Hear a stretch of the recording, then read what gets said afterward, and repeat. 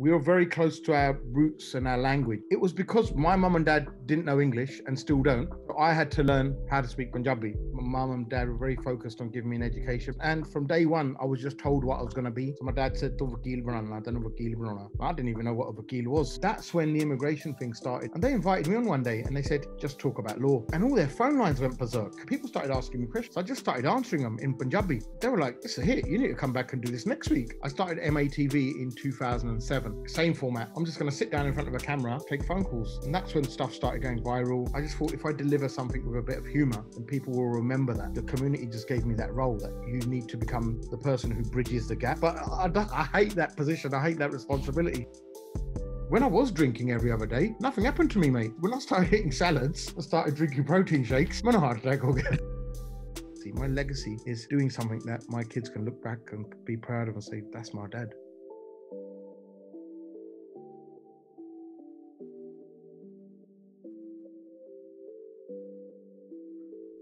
Welcome back to the KultureKast podcast. My guest today is a TV host and immigration guru.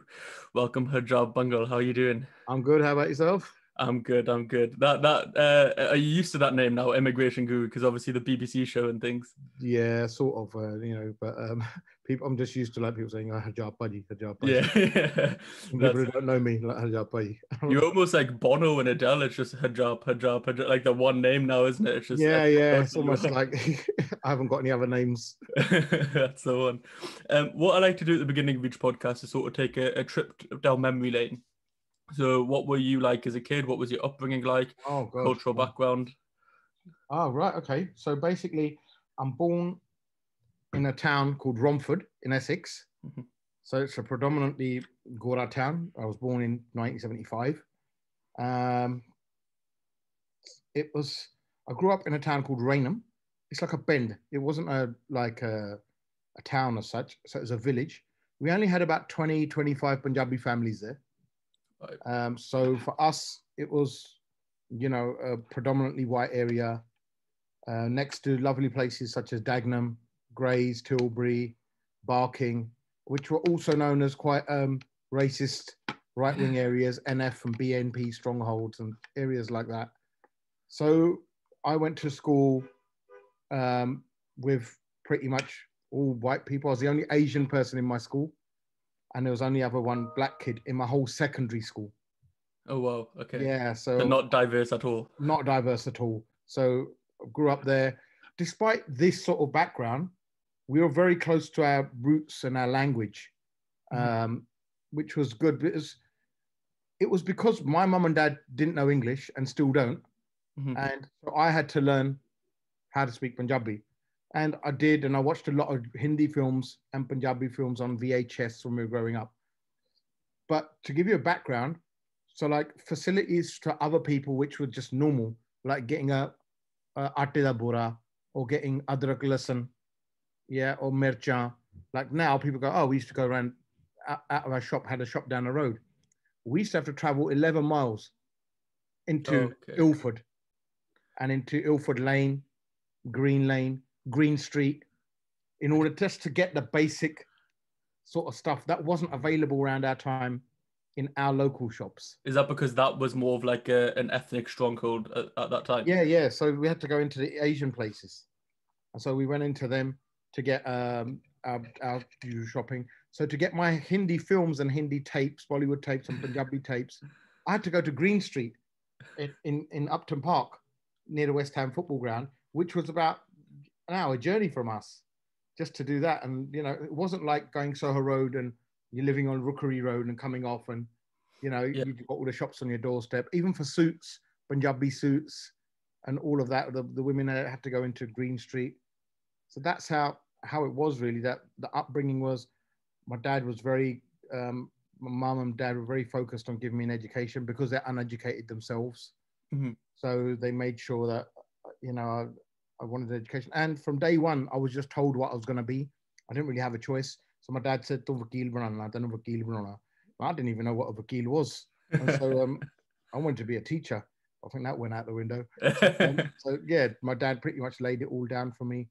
At that time, I used to think, what is this? Why is dad doing that? And then it was all worked out for for the good. And yeah, that was it. My upbringing till I was about even my sixth form.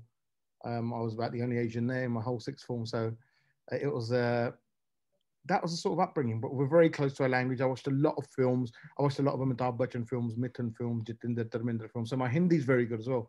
My spoken Hindi is very good. And one summer I was bored, and I was 14, and in the summer holidays, and so I'd ask my mum, "Can you teach me how to read and write Punjabi?" And because our nearest Gurdwara was 10 miles away as well. Oh, wow, okay. Yeah, so our nearest Gurdwara was Barking. Right.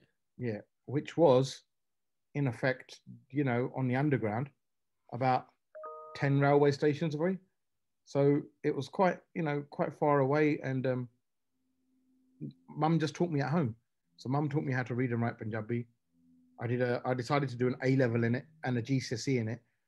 I remember when I did my GCSE, I was the only one in my whole borough, in the London Borough of Havering, who sat that exam. So there was one me in a big school hall. You can imagine me sitting in the middle of a school hall, big one, and 3 invigilators. And I said to him, "Why are you here? Who am I going to copy?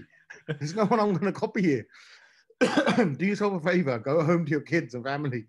But yeah, they sat there, and the same for the A level. 2 years later, I sat the A level in Punjabi. I got A's at both. But I remember when I applied for my place at uni through UCAS, we used to have the system then, and yeah, UCA and PCAS it used to be called, and then it became UCAS. And they said to me very clearly, all the unis, "We won't accept your Punjabi A level in any grading or points."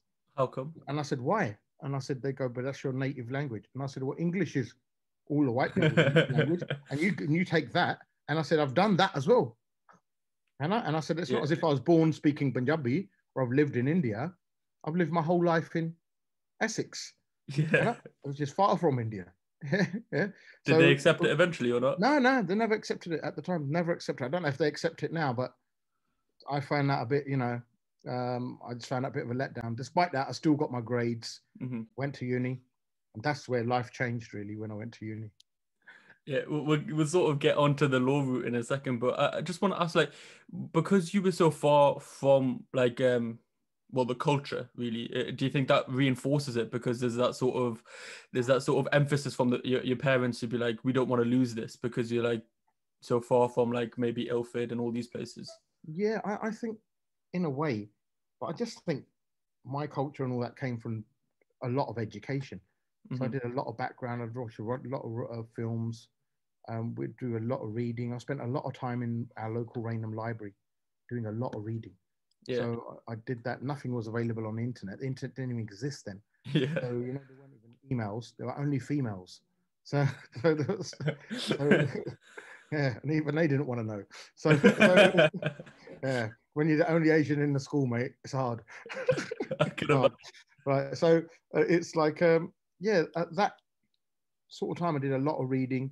And it was more out of majburi because it just became normal because my mum and dad still was so uneducated. They, like, you know, they didn't pass out in school. They didn't do their GCSE equivalents in school, but they put a great emphasis on education. And that was the only way I could communicate with them. For people in my generation who were born in the 70s and 80s, perhaps early 80s, yeah, they'll identify with this. So whenever this was a situation, whenever someone phoned our house, yeah, my mum would pick it up and she'd go, "Hello?" I should go, "Yeah, yeah, yeah," for about like 2 or 3 minutes. And then she'd say, "Harjap koi gora gal karda dekhi rakhi karda." I said, "Well, Mum, why did you just spend like 5 minutes on the phone going, yeah, okay, to when you didn't even know what he was saying?" And like same thing, like when someone would knock on the door and it'd be a white person, it'd be like, "Harjap dekhi da."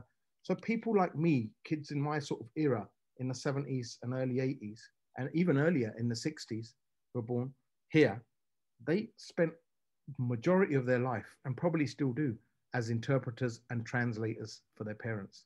Yeah. So by the time I was 9 and 10, I was corresponding with council and writing letters to the council and back, you know, writing out checks and dealing with my mum and dad's financial sort of stuff, filling out their forms. And you could become almost like a personal assistant. Almost like a Punjabi personal assistant, like a citizens advice bureau. Yeah. Then mum's mates would come and I'd do that as well. And then, you know, and that sort of time writing letters, at that time it was all about letters. You know, no one really used faxes either. So it's just for, about letters, and there was no, you can't just fire off an email. You had to write a letter, Yeah. type it out, or you had to write it on a proper letterhead. And that's why my English was very good. So grammatically, my English was very good. And I always got high marks in English, because if you're schooled in them sort of days, you know how to use your full stops, commas, and all your semicolons. And so grammatically, I was very good. Our maths was very good as well, because in that time, we hardly ever used calculators. So the first thing in an Asian household your dad gets you to do is learn your times tables. Up and normally you have to learn to 12, but if you're Asian, you have to learn to 20. Yeah. And you need to know them like that. So you need to know, and if you don't, you get beats, what we used to, right? So it was good grounding in a way. And it was a great emphasis on education. But that stood me so good for uni, because when I went to uni, I saw Asians there. When my first real interaction with a lot of Asian people in group as friends, I saw people there who couldn't even write out a check. They're like, oh, mum and dad did that. I'm like, oh, what? You didn't act as an interpreter? And that's when it all sort of changed. Like when I realized that, oh my God, there's loads of Asians in the country, but I just didn't know where they were. I just haven't been Wolverhampton or Southall or or Handsworth. I didn't know Leicester. I didn't know where these guys were. But then I met them all. Or Gravesend. Then I met them all at uni. So. And it probably put you in good stead, obviously, all the correspondence, and now that's pretty much what you do for a living. Do you know what I mean? Like with the law career. Yeah. And it's like, it was good correspondence. It made you think about what you're going to write. Made you realize what you were going to reply. You had to research stuff. So if you're writing to the council about a driveway and they're quoting an act at you, then you have to sit down and read it and think, right, well, this is what they're saying, and this is according to this, what they're saying. And that's how it was sort of was. Or if you're debating a council tax bill or whatever. So it was quite an experience, and it was growing up. Look at it now, and I think my kids grow up totally differently to that. But I think that held me in good stead, and hence in life that's been really good, because if I can walk into a room of white British people and I can mix it up with them, I can walk into a room of Dissies and I can mix it up with them. I can sit down with the aunties and I can mix it up with them, because I never had no sisters. So when the aunties used to come around, and mum was very ill, mum had a back problem, and she still has. I used to make a lot of teas, Dissi jar. Yeah. I used to put the matia out and the auntie, and I just used to sit down with them and listen to their convos and listen to all the juggly and all the gala, what's going on. So whilst watching my film, so it's really, so that's why I communicate with the auntie very well, and they seem to love me. The uncles, I can sit down with them and I can mix with them. And the kids, I can sit down with kids and become a kid. So for me, it's really good. I always say, like, I'm like an all-rounder. I can bat and bowl and field. And I can do a bit of everything. And that's really sort of helped me. And that was a lot of it due to my upbringing there. 100%. I was going to mention that later on, but may as well touch on it now. Is that it's sort of like a multi-generational thing, isn't it? Because you appeal to the older upbringing, but you also appeal to the kids like my age, like early 20s, and then obviously the people that are your age have lived the experiences that you've lived through as well. So you hit in every single angle. Yeah, I think just naturally the community just gave me that role, that you need to become the person who bridges the gap. Yeah, and I think that's where we have a problem. So the youngsters feel they can't communicate with their elders, and there's a lot of problems when it comes to relationships, trying to explain to them. I'll tell you straight, I wasn't allowed to go to the cinema until I was 18. Yeah. Because my parents thought that if you go to the cinema, ਤੁਸੀਂ ਖਰਾਬ ਹੋ ਜਾਂਦੇ. That's what they thought. They thought going to the cinema was going crap. And when I see kids now, like 11-year-old, and they're walking down in Westfield, and I'm like, what? And like they're going, oh, let's go Nando's. I was like, oh, Nando's? I didn't get to eat a Nando's till I was 35. People got phones, and like, I remember I got my first phone when I was 18, mobile phone. So like, and my kids have got iPads now. Yeah. And I told my kids, I said, I didn't get an iPad till I was about 33. And I said, you are 9 to my daughter. And I said, you've had an iPad for 2 or 3 years. And I said, and and you're fizzing around on your iPads. And my little one, a 3-year-old, he's on his like a little iPad. And I'm like, I didn't get that. We didn't get a laptop till we didn't get a PC until I was 21. It's not me. That's all of people of my age. So anyone who's born between about 1970 and 1980, they're sitting there at home and they're nodding because they know, they go, yeah, we know exactly how you feel, what the experience is, you know. And girls, like, well, let's talk about girls. Girls weren't allowed to cut their hair till they got married. Oh, okay, yeah. Yeah, so girls weren't allowed to cut their. Imagine not being allowed to cut your hair until you're Mhm. married, and especially that was a lot of girls in the Midlands weren't allowed to do that, and a lot of girls are probably sitting home thinking, yeah, the first time I got my hair cut was after I got married, because that if you got your hair cut, it was seen as disrespectful in the community. So there were generation gaps then as well. And Mhm. then that's why, you know, people see they fill the role. I try and act as the bridge between the now generation, my generation, and the older generation. And they seem to get it. I get a lot of kids who say, Harjap, we've been telling our mum and dad this for 5 years, yeah, and they don't listen to us and they just brush us off. You come on a TV in 5 minutes and tell them exactly the same thing, and they go, yep, then they go and do it. They go, nope, Harjap said it now. It's all right. It's like I'm an authority on stuff, but I hate that position. I hate that responsibility. But if it helps bridge the gap, then I'm all for it. But I think it's because like in our community, especially, like there's a lot of topics that are deemed sort of taboo, which are reality. Do you know what I mean? And then obviously when people touch on them, especially, so I had Jas Billin on a few episodes ago, Oh yeah, yeah, and he was saying like I approach it with comedy because it becomes a bit easier. yeah, yeah. Do you know what I mean? So you can I, talk about these taboo topics, and then I've it seen becomes this, yeah, and I use that as well, obviously on my Mhm. shows, and Yeah. I've used that sort of a way, but I've used comedy that appeals to the elders and the youngsters, whereas, you know, just take it all across the board. Or I'm limited in what I can do as a comedian because I'm also regulated by the Law Society. Yeah, So I like a was gonna doctor, mention that. we can't go and make videos like Just Rain or, you know, Lily or Santar and all these guys. You know, I wish I could. I'd smash it. I'd go over the tree. They know that. They know that. They all know that. If Yarp was let off the leash, it'd go bad. But I can't do that. And sometimes I sit there and I applaud their stuff and I watch it and I think, yeah, this is really good. But and I see it like I see myself with a bit different. So my humor is done live. Yeah. Everything I've done is live, like we are now, right? Everything's done is live. So I don't have time to sit, make a script, make a plot, have 5 cameras at different angles. I've always had this one camera in one angle with a phone line, and just me on a Friday, sit down live till 8, till Friday, 8 o'clock. And just, I don't know who's going to phone up, what they're going to say, but I just say what probably everyone's thinking at home. So for me, comedy is about that. It's about the instant reflection. And maybe that's not really comedy as much as it is wit. Quick-witted, we say, obviously, some people. And so we say people, you know, in Punjabi, we call it hazard jawab. Means he's got an answer for everything ready. Whereas the YouTubers now, they're a bit different. They have time, they have a budget, they have scripts. I don't have a budget, mate. I just sit down. My budget is me. Like, you know, they have all the makeup done. They have time to edit the videos. So, and then sometimes I look at them and I think, you've had like 2 months to make this video, and is that the best you can do? My Laddi Lando was better than that, or my Love You, Julie was better than that, and I did it like in 5 seconds on the spot.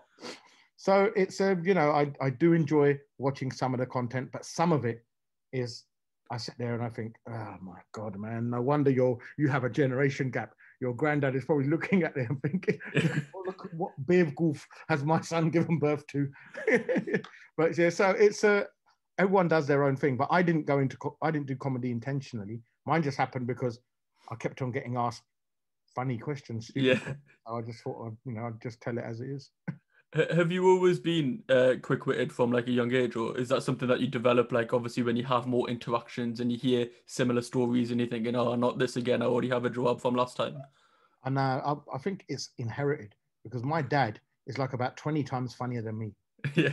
So when people meet my dad, they just forget who I am. They're like, okay, now we just want to sit down with your dad. I've had mates over for a few drinks and they've just said, like, you go out, mate. We're happy sitting with your dad. My dad sat with them all night and they just kept us entertained. And I'm the same. So I could turn my TV off and spend 3 hours with dad just talking. And he's so funny. And anyone who's met him will know he's funny. And I think I picked a lot of that up on the way. I was a big Mir Mittal fan. So I'm still a big Mir Mittal fan. Big Govinda fan. So I love comedies. I've been watching Benny Hill. We used to watch Kenny Everett in our day. So we used to watch, you know, so that sort of humor is funny and it appeals to me. I watch Whose Line Is It Anyway, which is brilliant for quick wit. So if you want to watch that, but I think it's just there.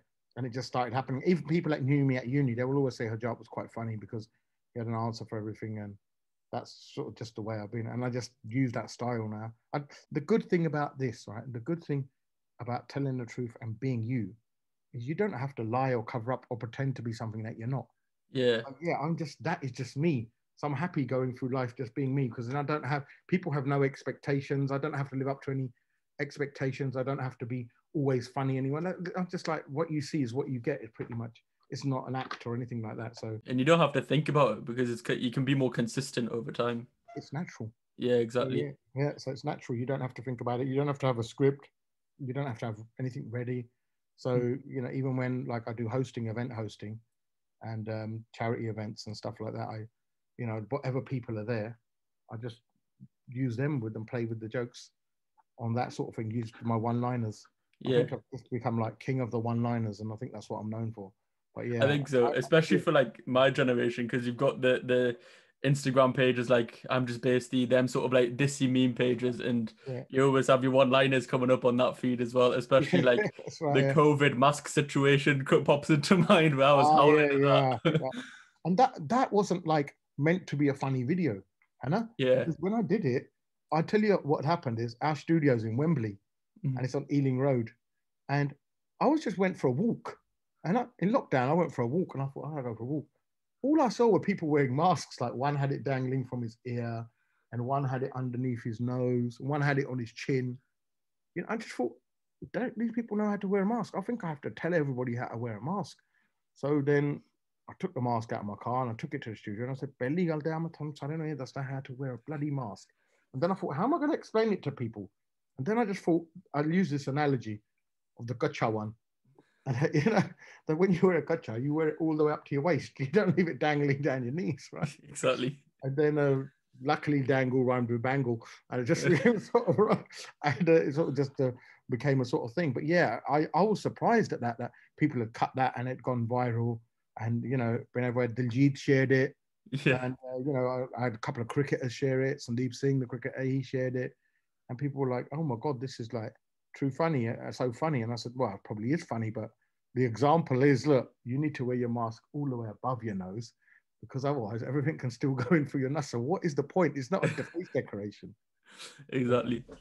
It's funny because it's obviously, again, as we're saying, it's saying the truth, but in sort of a funny way that the message gets put across. Because obviously at the time, a lot of up and weren't really taking it seriously and not having the masks on.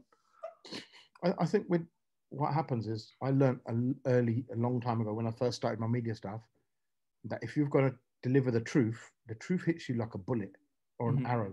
Yeah, it's going to hurt. Or it's like medicine. You won't like the taste of it, but it's good for you. So it's got to be delivered in a funny way. So, when you're trying to give a kid some medicine, or you're trying to give him something healthy to eat, and you pretend like, you're making an aeroplane or stuff like this, and you just make it more enjoyable. And then I just thought, if I deliver something with a bit of humor, then people will remember that for next time. And people will, they won't take it as sharply, and they'll get the message. And I think that sort of works really, because no one is more hated than the person who speaks the truth. So for me, it's never been a popularity contest. I never worry about how popular I am, how many likes I get, and all of that. I'm not here to be popular, because I know in the job that I do, I tell the truth. I probably upset 99% of people. But that's not my fault. I can only tell you what the truth is. Your reaction to it, I can't control people's reaction to it. Yeah. I'm not here to sugarcoat the truth. I'm not Willy Wonka. That's what I always say. So I don't sugarcoat things, So it's like, if people know, and our problem is in that community, we've got used to listening to what we want to hear and not what we need to hear. And hence, once we've listened to what we want to hear and not what we need to hear, we end up in all the problems. Then I get that phone call on a Friday night saying, this has happened, this has happened, this has happened. I'm like, well, why didn't you just do what you were told to do? Going back to the uni thing, so obviously your dad said you had to be a lawyer, which is, I think, a lot of up and here still can probably relate to doctor, lawyer, engineering, and them sort of career paths. Yeah, accountant's a new one in that as well. Yeah, exactly.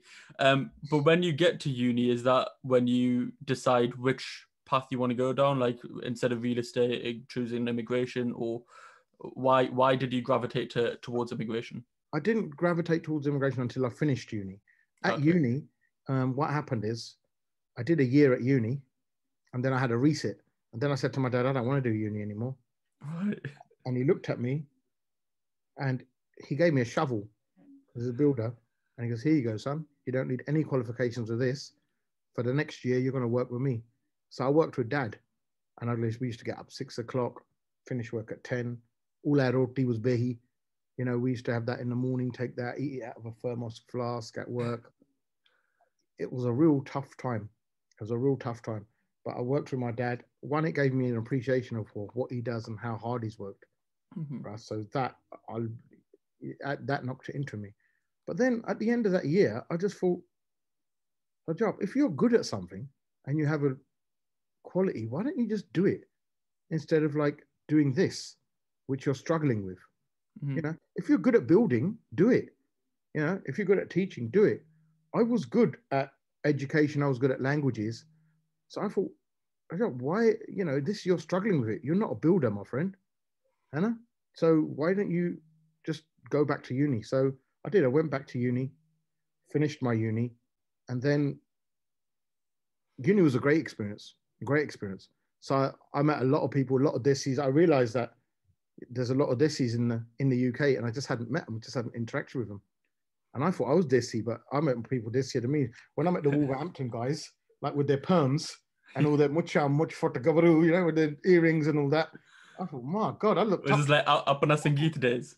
Yeah, Apna Sangeet, they were all like Gurchan Mal fans or Sardar Agil fans, and they were. Now you realize how influenced they were, right? And they were there, and you know, they just had that. Then I met the Gravesend boys, you know, who were like sort of wannabe Cockneys.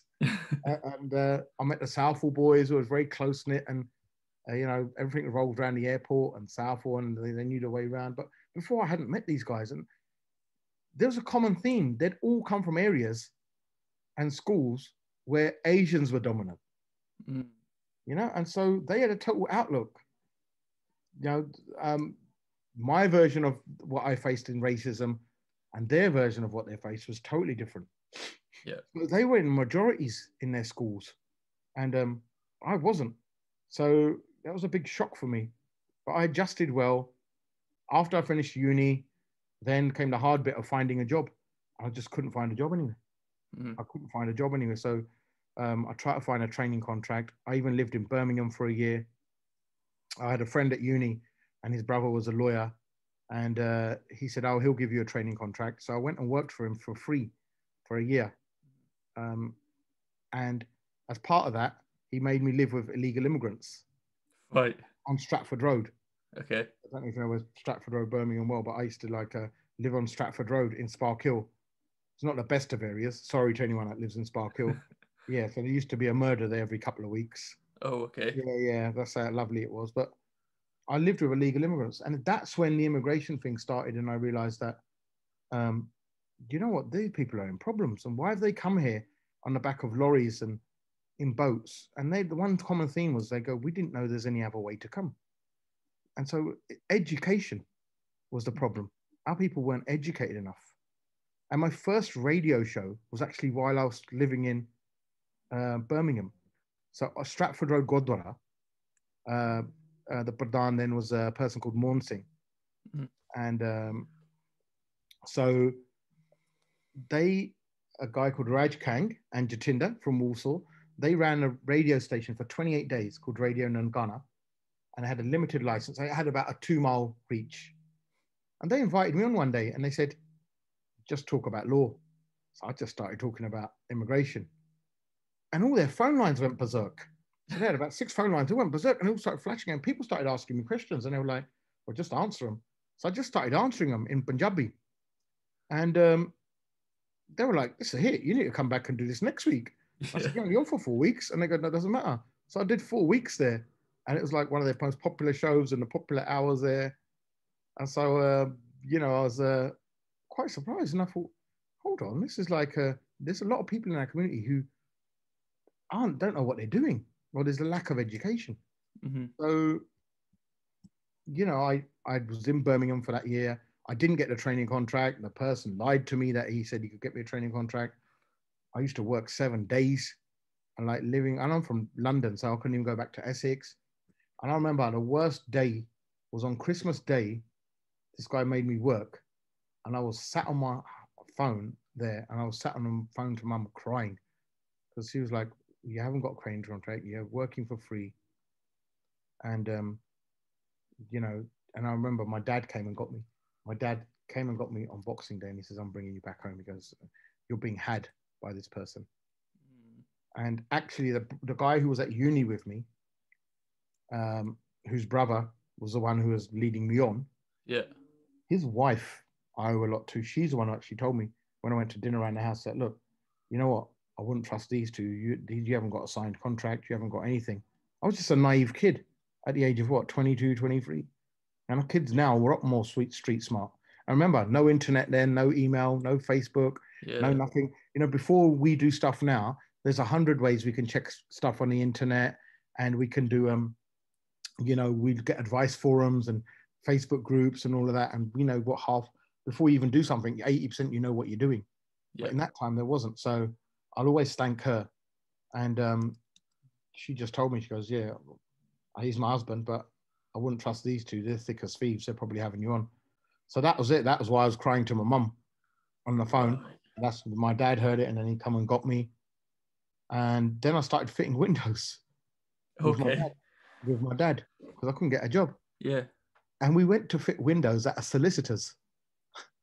So we were fitting windows at a solicitor's. Yeah. And the guy asked me, he goes, "What do you do?" And I said, "I'm a law graduate and I've done my LPC. Yeah. Why are you fitting windows with your dad?" And I said, "I can't get a job. No one's giving me a break." And he goes, "Come and work for me." Yeah. So I went to work for him.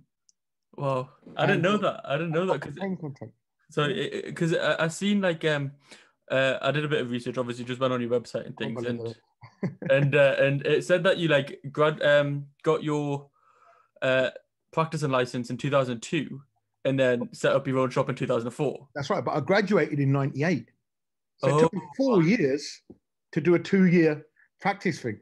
Right. It took me 2 years just to find it.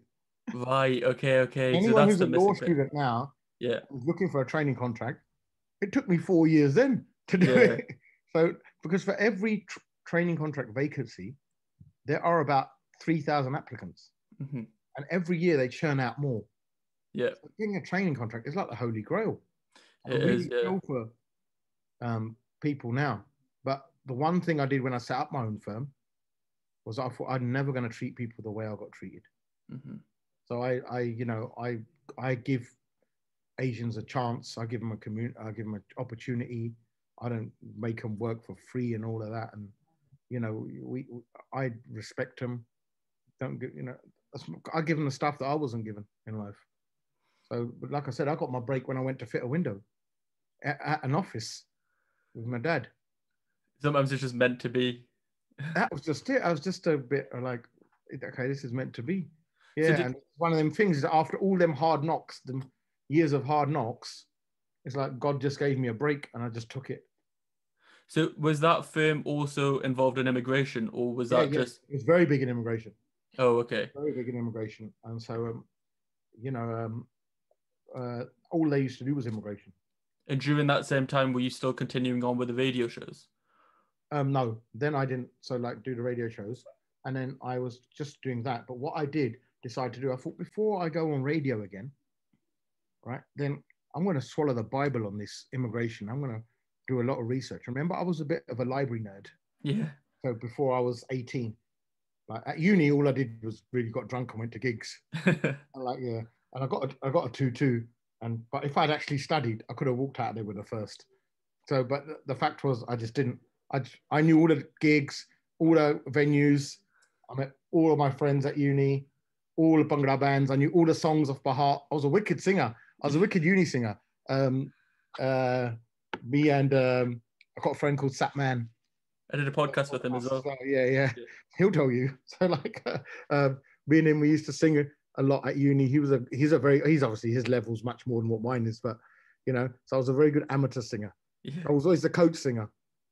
So on the dance, I was very good with my stuff and all that. That was like with uni was, for me, it was an experience. It's like I got out of jail.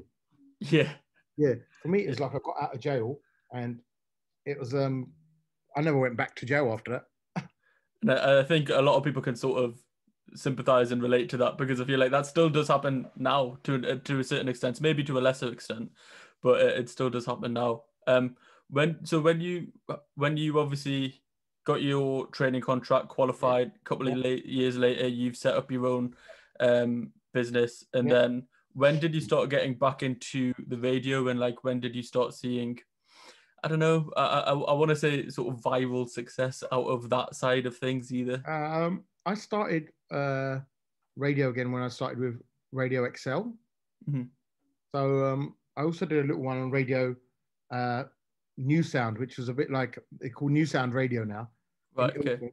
in East Ham. But then I did a couple of months on there. But Radio XL, I started doing with a program called with a guy called Vicky Gill. So I did a program with him. That was very successful. We did it for about 2 years. I started MATV in 2007, so on a TV show. So I started doing all of that. Same format, and I decided I don't need a host. I'm just going to sit down in front of a camera, just like you're doing today. I'm just going to take phone calls. And I did. And that's when stuff started going viral, when YouTube came out first, and then it was on there. I didn't have a YouTube channel until 2 years after YouTube was out. Yeah. People had got hundreds of thousands of views by uploading my clips, and I wasn't even getting credit for them. And they were going, they were sending them to me, and they go, "Baji, have you seen this?" And I said, "Of course I've seen it. I'm in it. I've done it. I remember doing that bit live." And they're like, "No, have a look." And you're this, and so yeah, I think viral success didn't start sort of coming to like that 2008, 2009. It's probably because you could put a picture to the words. With radio, it's probably harder to share clips around, whereas obviously when you're on TV, it's a bit different. Yeah, and like radio, it's pretty hard for people to have unless you've got a visual image. Mm-hmm. Visual images help more with memory. So yeah, it's like then when that coming on, and it becomes sort of cult viewing. Because I remember I used to get messages from like youngsters who were like 18, 19, and they were like, "Yeah, we watch your show." And I said, "Why are you watching my show for? It's all about immigration." And they're like, no, we just watch it for a laugh. I'm like, watch it to find out what's going on in the world. And they go, we watch it with 3 generations. So like, I would have 3 generations watching that show. And that's where I think bridging that gap sort of came on, and doing that. And then I've been doing that since 2007.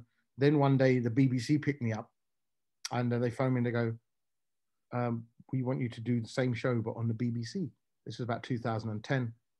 And then I started doing that show with Nihal. Mm-hmm. It's now on BBC 5 or Radio 5, but yeah, it's a BBC Asian Network. And I still do that on BBC Asian Network. I've done that 10, 11 years on BBC Asian Network. And they actually coined the phrase immigration guru. And, from there, I did that. Sky TV, Al Jazeera, you name it now, pretty much there. All the radio stations, talk radio, I do a lot on talk radio. And so BBC 5, I had the BBC do a documentary on me. BBC World Service did a documentary, A Day in My Life. And then I had a phone call once from someone said, "Oh, you're from Essex, aren't you?" And I said, "Yeah." They go, "Well, there's another Essex person who wants to come and meet and film with you." I said, "Who's that?" They go, "Ross Kemp." I said, "What?" I go, "Yeah, Grant." And I said, "What, Grant?" And then go, "Yeah, Grant." So then Ross Kemp came, and he did a documentary in 2016, and I took him around Southall.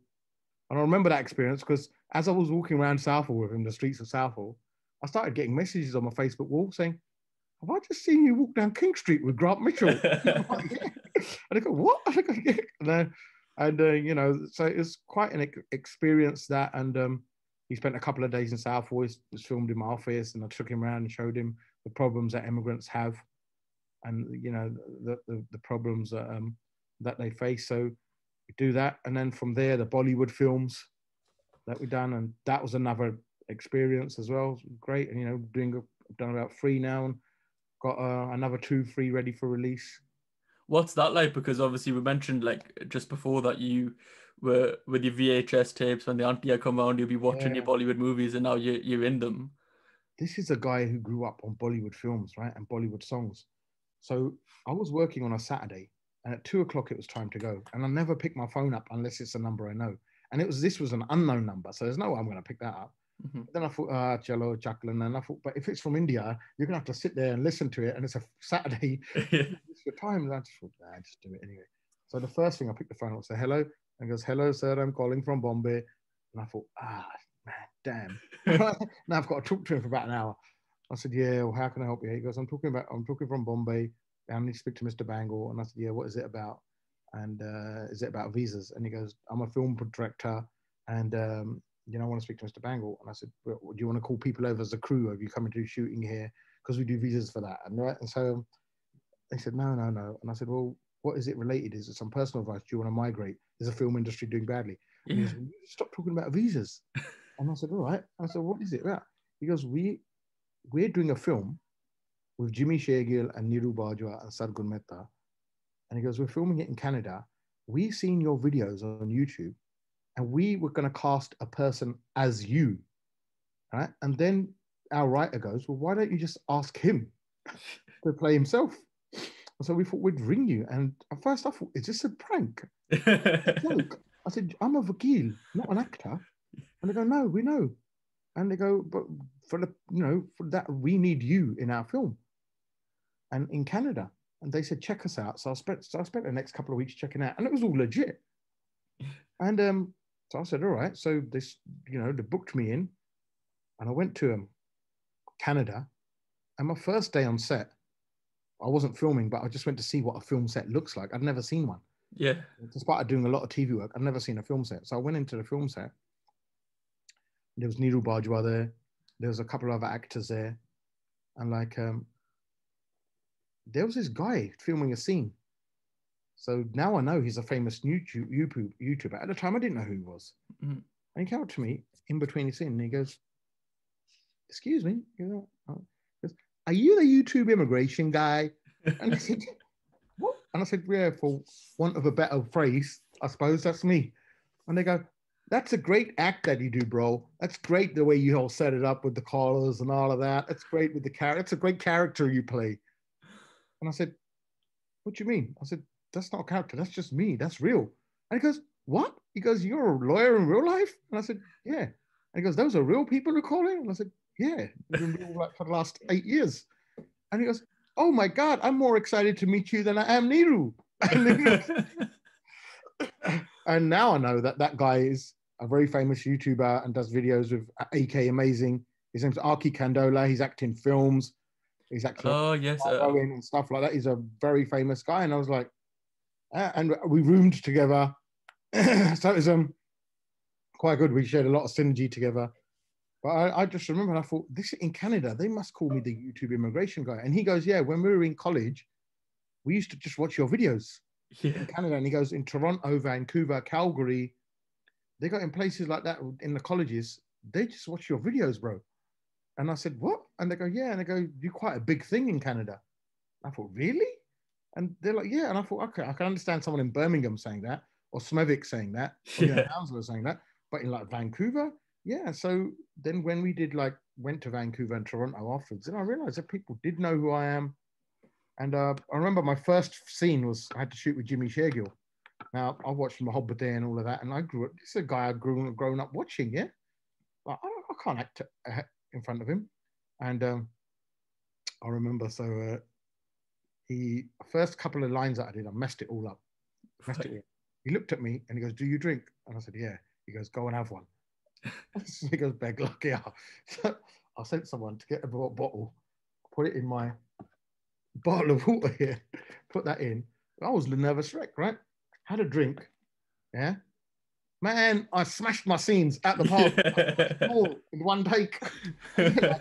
And they're like, okay, now we know. It was just the nerves. So yeah, I mean, after that, I spent 3 weeks there filming it. I'm very good friends with him now. We've done another film now called Tum Hove Main Hua. That's coming out for release, hopefully after the summer when lockdown opens. I did another film called Desi Munde. So it's like, I've got 2 or 3 more in the pipeline where it's good. It's an experience. I'm one of them guys who think, I've got one life. I want to try and do everything in one life. Yeah. Opposed to doing the same thing for that one life. So for me, it's been brilliant. But my main reason was for my kid, So we had a struggle having kids.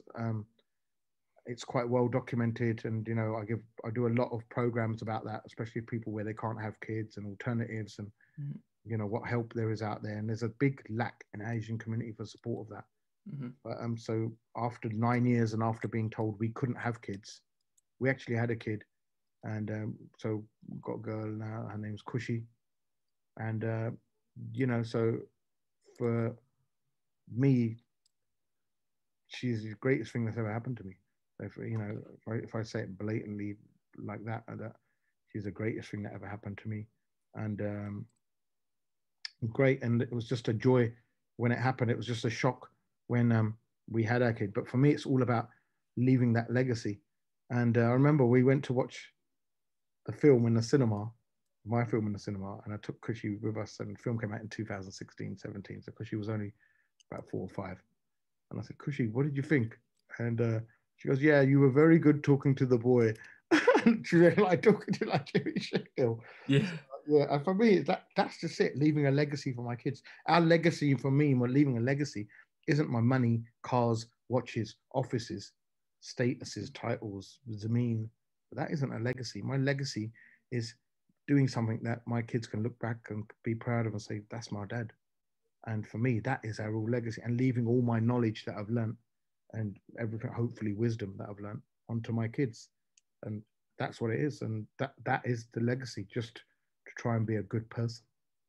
100%. I think you can definitely see that, because from obviously the success your shows had, you went on to do other shows, like more recently the Recognize One show. Yeah, and yeah. I've been keeping up with that with my parents, and mum and dad obviously watch the MATV show for a very long time. So when the Recognize One show came out as well, we were watching that. The Kisan show was, I think, the first one, and then as weeks went That's on, right, yeah. more and topics, like you Then were we saying. decided topics, yeah. So we Yeah. sat down, and and that came about because the Kasans, the protest that was coming on, and a group approached me and said, look, we need to do something, but we've got this idea of doing a fundraiser like children in need, Yeah. Kasans in need, but only if you say yes are we going to proceed with it. If you say no, finish, because we only want you to host it. And I said, I've never really done things on a religious channel anymore. My stuff is sort of a bit non-veggie, and Yeah. like eternal like veg, and like they said, look, just do it. And then I thought, you know what, it's what we can do, I suppose. Let's do it. And we went there, and when I went there and saw the setup, I was expecting a similar desi setup that I've been used to my whole life, like a camera, that's it, and a couple of bande walking around, and I was expecting it all to be very bad. Yeah. It was exactly the opposite. It surpassed all my expectations. When I went onto the set, it was like I was on Match of the Day with all that big curved screen and all of that, and all of that was done. I was amazed, and everything that was put together, the whole programming of it, the content, it was brilliant. The guests that we had, and then obviously we started appealing for funds, and I think till date that remains on an Asian channel. It's the largest fundraiser that's ever been done in 6 hours. So we raised £400,000 in 6 hours. Wow. For the Lunga Seva Society, who are now helping the families of the farmers who have been deceased in the protest, because 200 people have, over 200, 300 people have died. Yeah. And so for helping their families out, and we're making sure and holding them to account that all the funds are being spent. So then we decided, look, why don't we carry this on into a series of shows, and let's talk about the topics that we don't get to talk about. So domestic violence, women empowerment, kids, stuff for kids. We did a kids show, Vasaki special show, sexual abuse as well. So we did cover all these topics, mental health, which aren't covered in the thing. But obviously I had to keep the whole idea of that show. That was exactly, that show sort of fitted me perfectly. That was a chance for me to bridge that gap. Yeah. And hopefully we did. Even if people look back on it now and look at them shows, we did bridge that, because from that Kasans in Need show, the feedback was, buddy, I'm sat here with like 8 people in my family watching the show. My kids are watching it, and my parents are watching it. My grandparents are watching it. And that was great to be able to bring Punjabi households or Desi households like that together in front of a screen. Man, what else can I ask for? And for that, I'm all about family. my emphasis is my whole life has been about family. I Yeah. still live with my parents. I'm Yeah. 46. Yeah, I'm still living with my parents. And the only time I've ever lived out is at uni, and that year I did at Birmingham. So my kids still live with their, grandparents and all that. And the emphasis is all on family. We live in a 3-bedroom house. Just like, and people probably think Harjap lives in a £4 million mansion, and he's like, he's just got a fancy 6-bedroom house in Four Oaks, and or like Knightsbridge, Renda, and all that. No, I live in Heston in a 3-bedroom house with my parents. People know where it is. When they see my house, they're quite shocked. They go, "Is this your house?" And I said, "Yeah." "Well, where do you want me to live? In Kensington Palace?" Yeah. What am I going to do with 20 bedrooms? But I think that's, again, like the people who came from the Recognize One show to say like the emphasis on you hosting it. I think it's because everyone has seen you for that long. There's that reliability behind the voice. Yeah, I think they saw that it was like, this guy, he's a genuine guy, and people will listen to him. I don't know what it was, but it seems to have some sort of that there's a lot of trust factor in there, because I've never advised anyone wrongly. So if you've watched the shows, I don't care if people ask me weird questions, that, and they try and get around the system, but I just say it straight as a die. I think that's important, and they don't understand that, because people who come from India, they think a lawyer is there to break the rules. But actually, in this country, a lawyer is there to tell you what the law is, and to help you navigate your way through it. He's not there to break the whole system down and say, "Nah, this is how you kill somebody with an axe and get away with it." It's not a lawyer's job. And so, but that, so with that, I've always just been straight on the narrow, and sort of made myself into a sort of double-edged sword, because I'm that brand like everyone trusts. And so, it's a bit of responsibility, perhaps, that I didn't want or need, but it's there now, so I just take it on.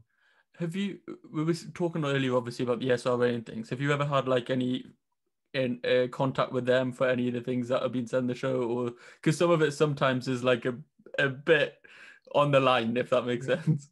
You know what? Touch wood, I've never had a single complaint. That's good. Off complaint. I've never had an SRA complaint. I always wondered that, because obviously, like, it is, you always hear about you get like the Law Weekly magazines and things. Yeah, and of course. Yeah. People get like struck off for all sorts of I've got them all there. Yeah. I read them every week. But then there's guys who get struck off for like Facebook posts or whatever on a Friday night and things, and then you're on TV saying you're a bit of a risky guy because you've got this missus here and that missus there, and you're asking me which one can I get legal by and things. The thing is, once again, as lawyers, we can help people navigate the law, right? Yeah. We can't make the choices for them.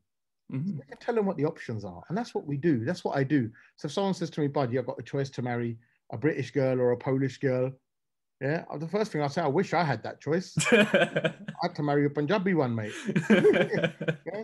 And like, I didn't get that choice. So first of all, you're quite a lucky geezer. But then ultimately, you can only tell them the consequences of their actions, and they're the ones who've got to take the action. So, I don't see as if I do anything wrong against the SRA or anything like that. And if I had, I wouldn't be on Sky News. I wouldn't be on News. Look how many times I've go on Sky News about 6-7 times a year. Yeah. I wouldn't be on Talk Radio. When these news organizations, they look for legit people, and they look at your record before they invite you on.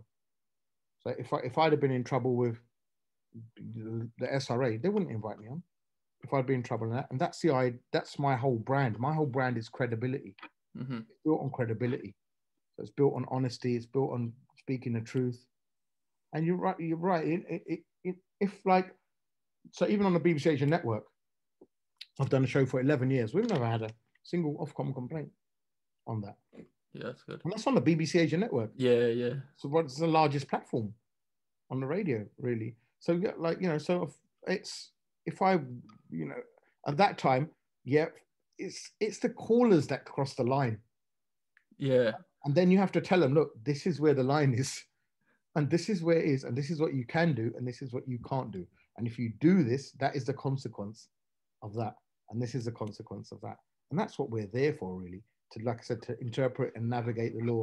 Although the Desi mentality is, no, this is a lawyer, he's going to help me break all the law and get me around all the kundiyan and do all of that. Because in India, that's the way it happens. Mm-hmm. Back home, that's the way it happens. But it doesn't Yeah, you have to. I mean, my whole life has been spent on telling people from back home that this is what you can do and this is what you can't do, and this is for your benefit and this is not. Whether they take it or not, it's up to it.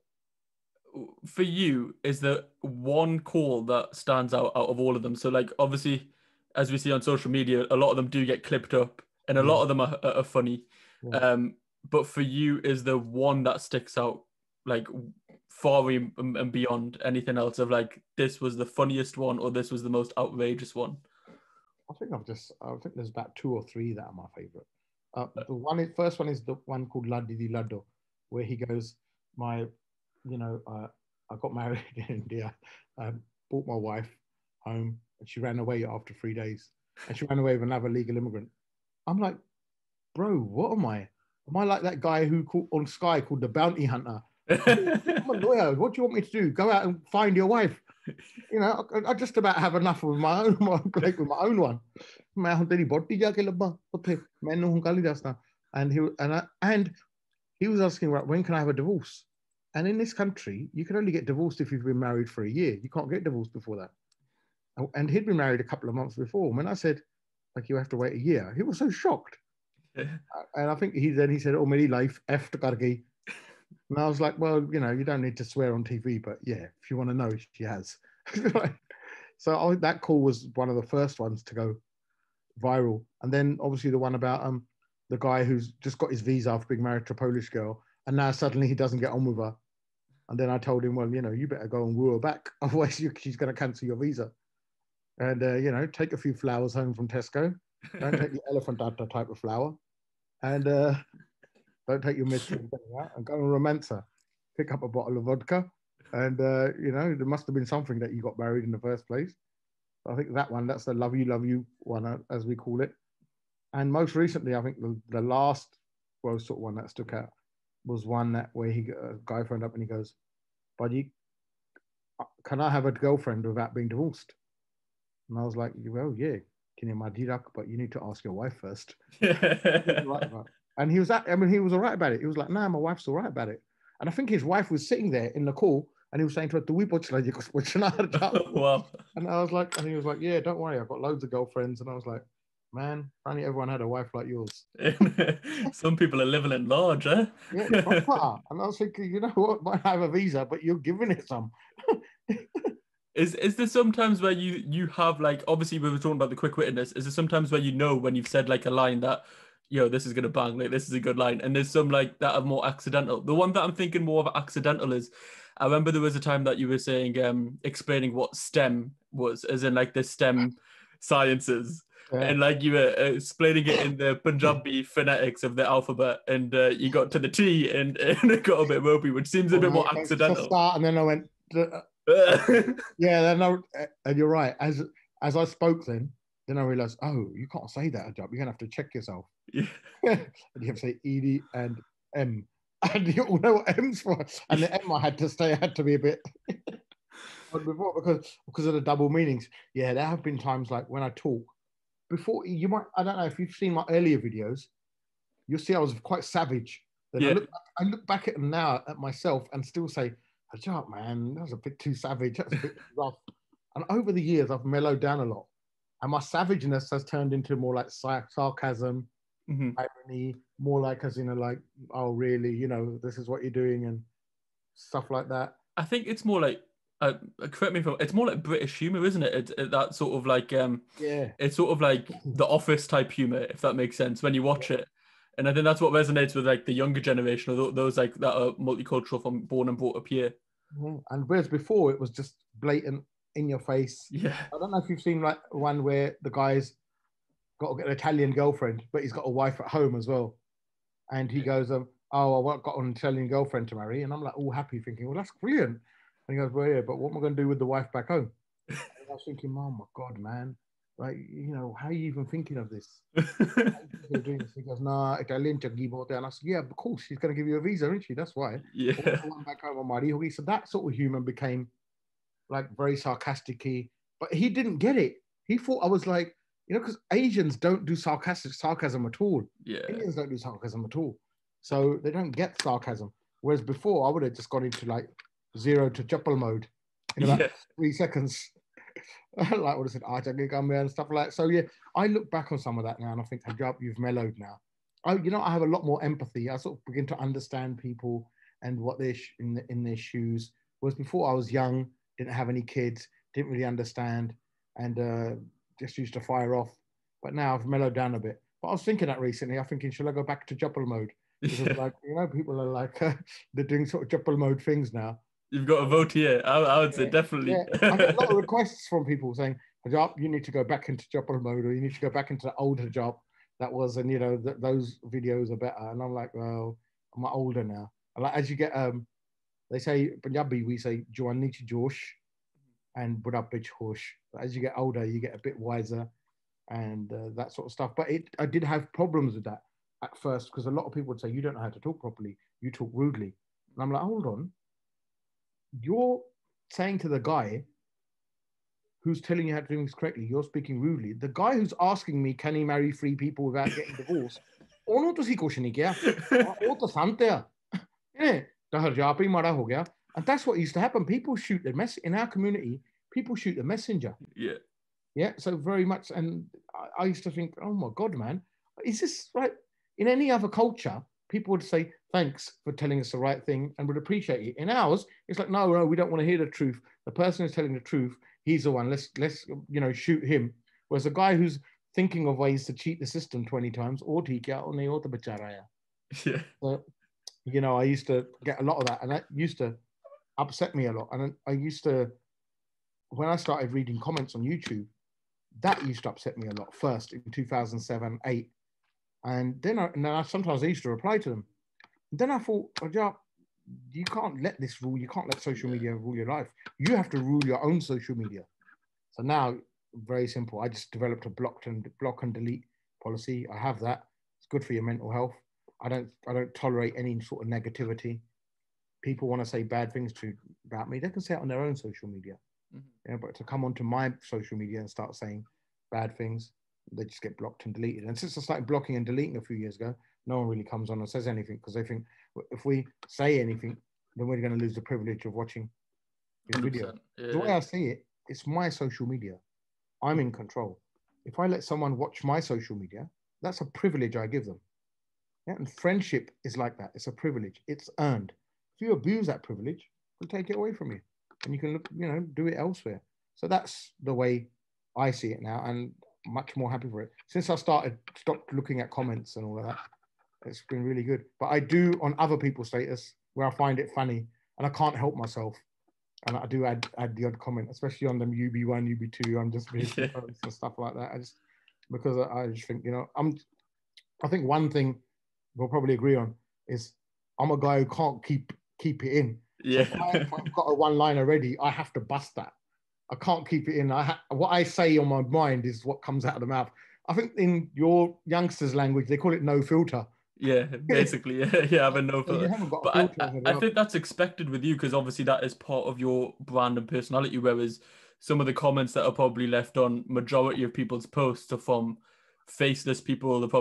It's probably like their backup account, their troll account or whatever, where they just go on. So as long as people know like it's you and they can sort of take it with a bit of like tongue in cheek because they know. They know that this is what we expect from him. Exactly. He's got to come out of a one-liner, otherwise gully money.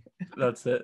Talking about mental health, the last sort of topic that I want to sort of touch on was your health complications a couple of years ago. Obviously, you had the heart attack, and firstly, could we just talk about the sort of way it happened, because it's not as like a sudden thing that you would think that like when you think of a heart attack, it was a bit of a different way that it happened.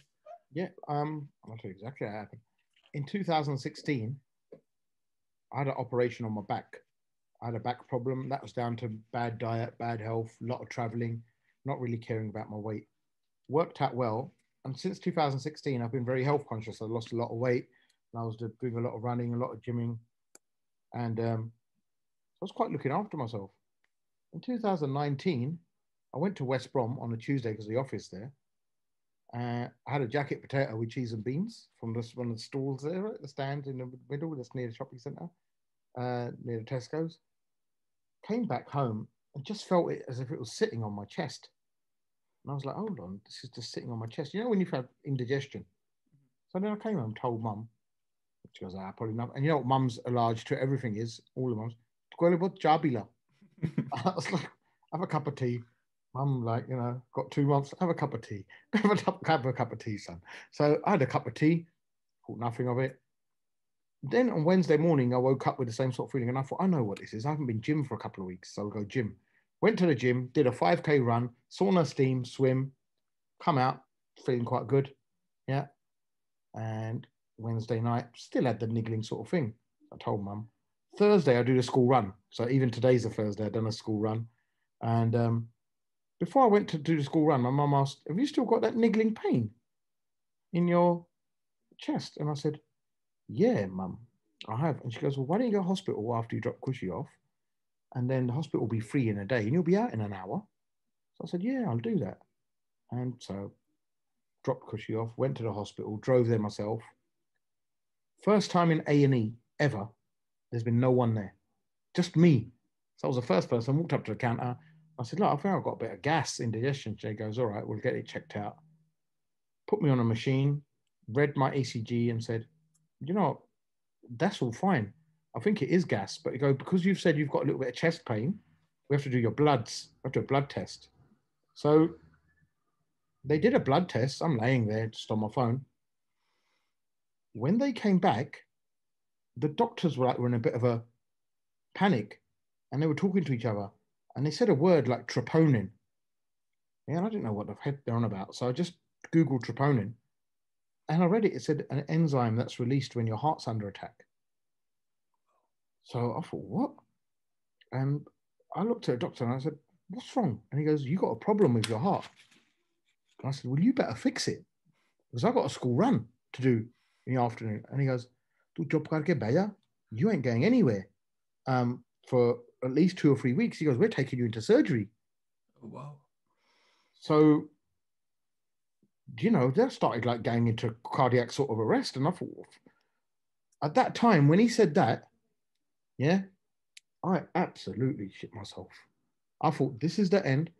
You think about loads of stuff, my possessions, all I saw was my kids, basically. Now, the year before, one of our friends in the music industry, DJ GURPS, he'd passed away suddenly. Mm-hmm. And I remember going to his funeral and it had a real effect on me. And in front of my eyes, the same vision came where the same layout of his funeral, but in the coffin, instead of him, it was me. And my wife and kids were there all dressed in black and they were crying. And at that time, my only prayer was, Rabba mainu kallu da suraj dikhal de, show me tomorrow's sunrise. They phoned my dad. He came. Before they took me into surgery, my wife came. But I think my mum was obviously at home with my kids. And so my little one then was 1. So, he was 1. And, oh man, it was just like, so I said, "Meri mummy di photo to dikhal diyo mainu on WhatsApp." Mm-hmm. I did a WhatsApp call to my mum. Yep. And it was the hardest conversation I've ever had without ever saying a word. Wow. So I was looking at her and she was looking at me. She was crying and I was crying. I just couldn't say anything. Nothing would come out of my mouth. And she couldn't say anything to her mouth. And at that time, I was just thinking, you know what? And no matter how old you get, for your mum, you're still that little boy. Yeah. Or that little kid, or that little girl. So I was just like, I thought I was going to die. They took me into surgery. They basically cut me open like a bakra. So they cut you open from here. And they usually take, so I was quite lucky. One, because on a Thursday, that's the day the cardio team are in the hospital that day. Otherwise, they would have had to take me to a different hospital. But they actually managed to do it at that hospital. Secondly, when you do a bypass, they take a nerve from your leg, from the back of from your calf. So listen how weird this is. God's made your body, so you've got spare arteries in your calf, just as a backup, just as you have a spare wheel in a car. They serve no purpose but for that in a bypass. So when I woke up from my surgery, my leg wasn't hurting. And I looked at it, I said, wait, hold on. You did a double bypass. Where did you get the tube from? So the doctor goes, he goes, usually we were getting ready to cut your calf open and get the tube. He goes, but when we cut your chest open, luckily you had some spare arteries there. It's just very rare that you had some spare tubing there. And he goes, so we just use that. And he goes, that was stronger than the one we would have taken from your calf. Whoa. He took that, you know, I had my bypass. Hardest ever thing, really. Like, I remember I was 44 at the time. My kids were 1 and 2019, 7. Yeah, so 7 and 1, my kids were. And all I just thought is millennia and Origana. And, you know, for your kids, yeah, if you ask your kids who their hero is, especially girls, ask them who their hero is. 99% will say my dad. Yeah. I remember I was recovering from surgery. I had about 20 tubes coming out of my body. And my daughter came to see me with my family. And she started crying. And I felt so bad. And I said, you know what? Don't bring her again to hospital until I come out. I will come home. Don't bring her again. Because she was crying because her hero was laying there all wounded. And I couldn't hug her. I couldn't do anything. So I was just like, that was such a bad feeling. Such a bad feeling. Yeah. Like, I just felt I'd let her down. And I felt like, you know, this is really bad. And I remember the people around me, the other patients, they were quite old. And they were quite old. And they said to me, how old are you? And I said, I'm 44. They go, what the heck are you doing here?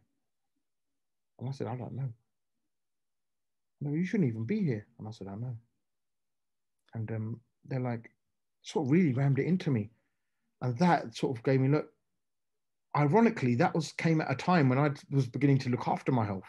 But it was the years of neglect, all them years of enjoying myself at uni and afterwards, the carbying, the bangada buying and all that. Bangada's great cardio, by the way, but not if you complement it with a bottle of Bacardi. Of lamb, right? So I never bothered. And then after that, I've just, it took me months to recover. And so when I was ready to go to the gym in March, April 2000, yeah, then lockdown happened. So I couldn't go to the gym. Yeah. So now is the first day, actually, before we join this podcast, the first day that I've been to the gym after my heart attack. Wow. Congratulations. And I was on the same treadmill that I'd been on a day before I had my heart attack. Wow. Yeah. So that was like, that, I did the same routine. And a lot of people recognize me and they go, because do you remember, like, I was explaining to you the feelings after my daughter came to see me and stuff like that. I was still in hospital. I just thought, you know what? This has happened to me out of nowhere suddenly. Yeah. This could happen to anyone. That's when I sat down and did that video from my hospital bed. Yeah. That one that went viral. And that's the biggest video I think that's gone viral. And I did that and I explained what happened to me. And I just told people my age, look, you got to watch out and look after yourself. And after I'd done that video, for a month, up to a month after that, I had so many messages from people saying, Harjap, you know what? Thank you for that video. We were driving back from the pub. My dad had the same pain and he remembered your video and he said, take me to the hospital. And he was having a heart attack. They saved him. Wow. Like 5 or 6 people got saved by just watching that video. Yeah. And a lot of people rethought their lifestyles, especially what I like to call the pub heroes. Up in the Midland, especially, who go down the pubs and can't do without a mixed grill. And every Friday they have to be down the pub and get langered, and drink about 10, 12 pints in order to do that. I mean, they drink it for starters. So a lot of them begin to rethink their sort of life, which is good because, I always say, like, people said, what will you do for your kids? You ask anyone, what will they do for their kids? Anyone on your podcast, everyone will say, I'll die for my kids. I'll die for my kids. I don't say that. I say, I want to live for my kids. I want to see them get married. Why do I want to die for my kids for? I want to live. No, I want to live for my kids. I want to see them married. I want to see them happy. Then I'm ready to die. I want to go when I'm ready to die. If I'd have died then, game over. None of this means anything then to me. And that doesn't mean anything to my kids. So that's really what sort of happened. And I just told everyone, look, just be careful. And this is what you need to do. And I thought, well, let's try and get this information out there. And then that went viral as well. And I think people were just shocked and thinking, he looked all right, Harjap. And he, all of a sudden he's had a heart attack. He's in hospital. 100%. That's why I asked, because that video was so powerful. And again, like, thank you for talking about the story, because I know it is emotional, obviously, especially when you're recalling some of the emotions. But it's that sort of drinking and partying culture is very much part of and embedded in our community, whereas and some people don't see the bad side, the dark side of it, which is that example right there. And it obviously is like an accumulation of years of it, but it's that thing of, like, in our community, it's so embedded that it's hard to get rid of, and it takes some shock to the system to sort of get everything back in check. It's almost like we've given our elders in their legacy have given us this culture of drinking and bad diet and poor diet. We're not told about anything. A diet. We're not given any education as kids about what constitutes a good diet or a bad diet. Yeah.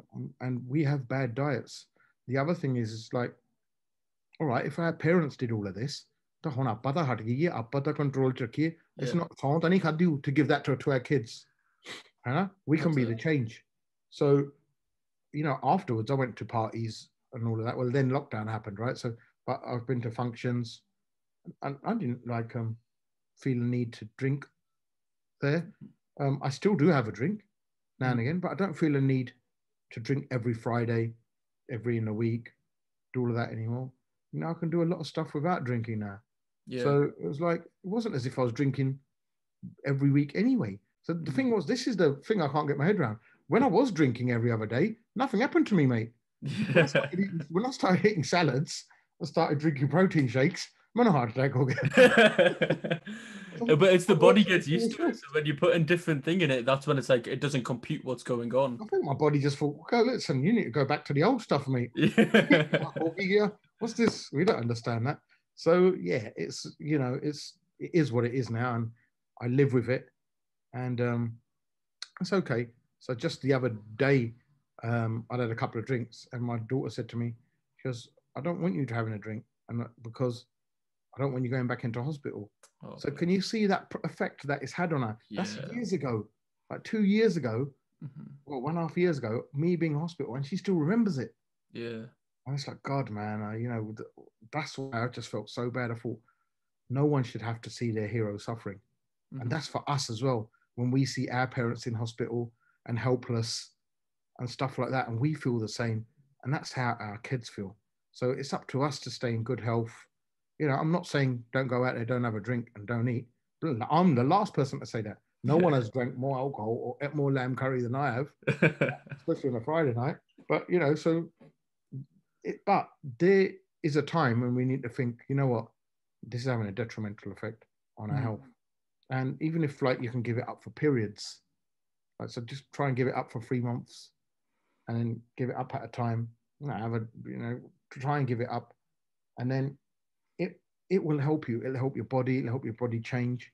I'm not saying give it up fully. I haven't given it up fully, but I'm not going to go on like the flexes that I was before. And I blame the culture for that. But then I blame myself as well. I'm not that foolish enough just to blame a culture. Everyone takes a responsibility. My culture is the same one where there are people who don't eat meat and don't drink. Yeah. There are people who can have fun without doing all of that. Yeah. My 100%. Culture, my religion tells me not to do any of that stuff. Yeah. Right. So people always ask me, are you religious? And I said, well, not really. How can I be religious? I do exactly the opposite of what my guru told me I should do. He told me don't eat meat, I eat meat. He told me don't drink, I drink. Yeah. He told me to live a balanced life, I don't live a balanced life. Yeah. He told me to pray and meditate, I don't do any of them things. So I'm probably the least religious person, but I'm a cultural person. And it's just I just feel that people need to do what they need to do. Get a health checkup, see how you are. These things, they don't knock before they come. So, you could be dead in minutes. We've seen that this weekend with Christian Eriksen. Yeah. Right? Yeah, the fittest, one of the fittest people on the planet. He's probably in the 0.01% of the fittest people in the planet. And look at that. You can't control things like that. It's so scary. I was watching that game live as well, and you just, it takes you aback, doesn't it? It really does take you back. It just brought it back. it brought it all back. And I just felt scared. Yeah, And I yeah, thought, blimey, if that's happening to him, Harjap, you need to get to the gym. And it's because of that I went to the gym today. yeah, That's because of that. And I thought, you know what? You need to get your ass down to the gym. And yeah. that's what I did today. And now I'm looking forward to going tomorrow. I actually feel good today. And I feel like eating healthy because it's that new bounce, isn't it? Right? New gym bounce. So I'm still on that and I'm going to be happy. And then tomorrow, don't worry, by next Friday, I'll probably be like, sausages, eggs, chips, and beans again. But no, at least I feel a bit happy. Yeah. At least I'm trying to do what I can because I just don't want to end up where I am. I've had a close shave. I've literally been to death's door and back. Literally, I was minutes away. The doctor said to me, guys, if you hadn't walked in the next 12 hours, you'd have been collapsed on the floor. And then he goes, that wouldn't have been good for you. And, he just says, when he was showing me my x-rays and all he was saying was, wow. And I said, that's not a good wow, is it? And he goes, no, it's not a good wow. Because at your age, your arteries shouldn't be that blocked. He goes, your arteries are blocked. And he goes, now we've cleared them for you and given you new ones. But you need to make sure you don't fall into the old habit. And lockdown hasn't helped. I think obviously it hasn't helped in that aspect of like being able to exercise and thing, but hopefully I think it has helped in the sense that a lot of people have reflected and sort of took their health more seriously because it can affect everybody, especially this COVID thing that is going on. It makes people like reevaluate and similar things like the Recognize One show of highlighting all these apnea and their sporting achievements. Yeah. That helps as well because then youngsters who are looking at that can say, I can be a boxer like Inder Bassi, I can be a power lifter like Ranjit Bains and all these things. So exactly. Hopefully like onwards and upwards and we can sort of take our health a lot more seriously. I've thoroughly enjoyed this. You were one of the people before I started the podcast that I really want, like you were a dream guest for me. So I've really enjoyed this. But the last thing I do just before we wrap up is quick fire questions. It's 5 questions. I love quick fire and I love answering them. Yeah, it's just 5 questions every guest. But we'll go with the first one is, what are you most proud of? My kids. What are you most looking forward to? Living a long life, hopefully. What is your biggest motivation? Once again, now it's my kids. Before it wasn't. Before it was my career. Now it's all about my kids. 100%. What is your definition of success? My definition of success is when you can walk into a room and char bande again, banda changaya. That's it. And they know that's it. All you need is for 4 people to say, "Ke aa banda changaya." And after you die, at your funeral, people are thinking, "E banda changasi." That's success. That's powerful, yeah. And the last but not least, because it's the KultureKast podcast, how has your culture affected you in your life so far? It's molded me. I am what I am because of my culture. My Punjabi, which I read and write, which they wouldn't accept at A level.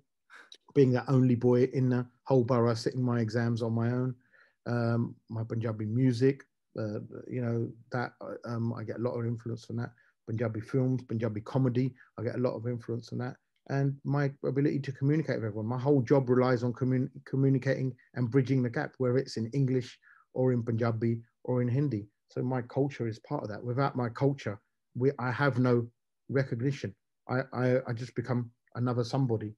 And I say that to everyone, that you should read and write your language. A lot of people, they're a bit like, oh, we love the music. And I'm like, do you even know what he's saying in the song? I'm like, no, not really. And all that, he's talking high. And I said, listen, you need to learn to read and write it and get your kids to learn to read and write. There should be no excuses. And you're never too old to learn. You could be 40, 45, and you can still read and write and learn Punjabi, learn to do it. And get your kids to do the GCSE and A level.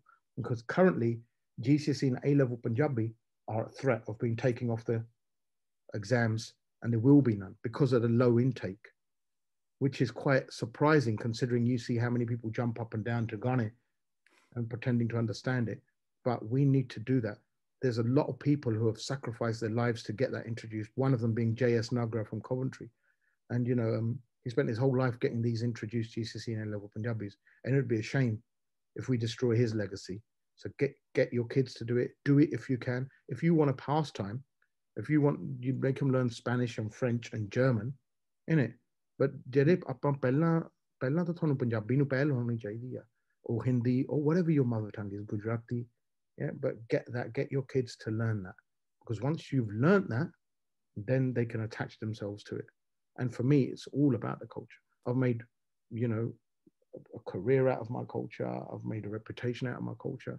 But more importantly, I've had a good time with my culture, whether the good aspects or the bad aspects. My culture is very complex. It's not the best culture in the world. Yeah, and it has some real bad things. The stuff that we talk about on Recognize One. But it's up to us to repair it. No one from ਬਾਹਰੋਂ ਨਹੀਂ ਆ ਕੇ ਸਾਡੇ culture ਕਿਸੇ ਨੇ ਬਣਾ ਦੇਣੀ ਆ. ਸਾਡਾ, if your own house, in your own house, right, our own backyard, if it's messy, we have to clean it. People from outside aren't going to come and clean it.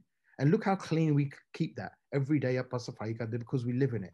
Our community is the same, whether it's Handsworth, whether it's Southall. Instead, what we do is we grow up in these communities, and then once we get a bit of bassy, we move out. Chal Solihull kar liye, chal Sutton chaliye, chal Four Oaks chaliye. Appa hun Handsworth nahi rehna, oh ganda hai. If we'd just kept it clean and kept our whole community clean, then these places would be just as top as they were when our parents first came to this country. The South was the same. We have a job to keep it clean. We can all work together and keep our culture clean. That's the idea, to have our culture right at the top. Our culture isn't at the top as much as we think it is. Only in songs it is. Everywhere else it isn't. No, that's powerful, and yeah, I completely agree with pretty much everything you just said. So, and again, that's one, yeah. And again, I really thank you for your time. I know obviously busy banda and all that, so cheers for carving out the time. I'll say the same thing that I said to the doctor when I was in hospital. Better sort it out. I've got the school run to do.